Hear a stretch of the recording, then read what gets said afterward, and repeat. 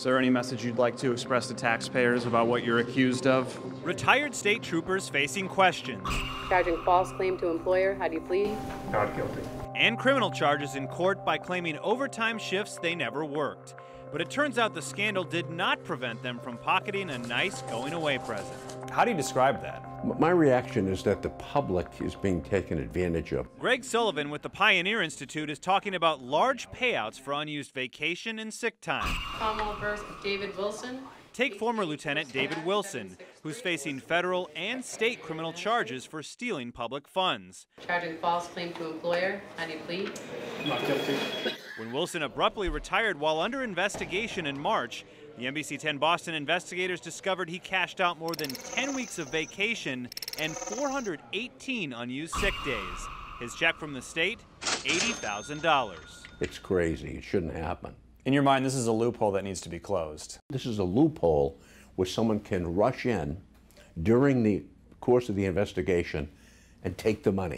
We added up the 6 former state troopers caught up in the scandal received a combined $273,000 in payouts. And with more indictments anticipated, records show the rush to retire has ballooned buyouts at the state police department to more than $5 million this year. Those are the kinds of things that affect taxpayers. Inspector General Glenn Cunha says the problem goes beyond state police. His office recently crunched the numbers and found the state is on the hook for more than $500 million of unused vacation and sick time. When you saw that number, what was your reaction? I really didn't think it was that high. I was shocked. Which is why he says it's time to make a change. Right now, the state watchdog estimates there are more than 10,000 workers who've banked at least 1,000 sick hours. These are employee benefits. They're not retirement benefits. Governor Baker told us he'd also like to limit the number of hours state workers can stockpile because the concept is unheard of in the private sector. In the grand scheme of things, it's consistent with what